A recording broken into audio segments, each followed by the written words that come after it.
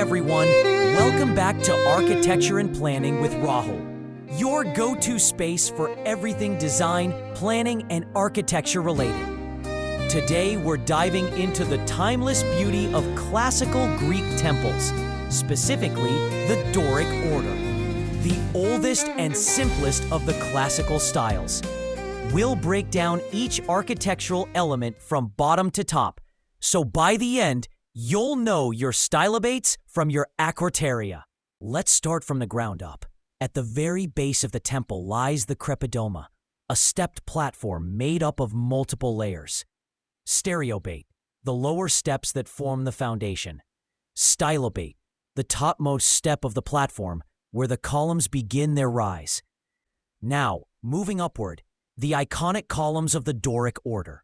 Fluting refers to the vertical grooves carved along the shaft, giving the column rhythm and a sense of lightness. At the top is the capital. The simple cushion-like crown resting above the columns is the entablature, the horizontal band that holds the temple's upper story. Below that is the frieze, made up of alternating triglyphs, panels with 3 grooves, and metopes, which are square panels often filled with sculpted scenes. At the base is the architrave, resting directly on the columns, supporting the frieze above. Together, these 3 parts form the entablature. We reach the top, the pediment structure. Inside the triangle, we have the tympanum, often decorated with dramatic sculptures. The entire triangular space is called the pediment.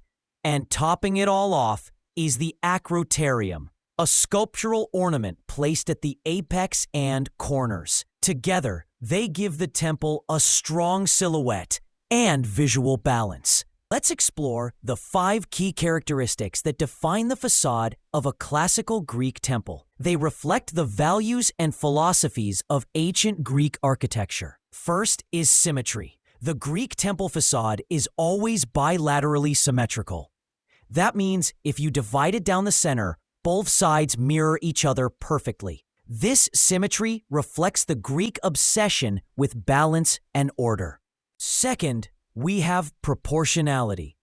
Every element, from the spacing of the columns to the height of the entablature, follows a strict mathematical ratio. These ratios weren't arbitrary. They were calculated to achieve visual harmony and perfection. Third is sculptural integration. Unlike modern buildings where structure and decoration are separate, in Greek temples, the sculptural elements are woven into the architecture. Think of triglyphs and metopes in the frieze, or dramatic scenes sculpted into the tympanum of the pediment. Fourth is monumentality. Greek temples weren't just places of worship.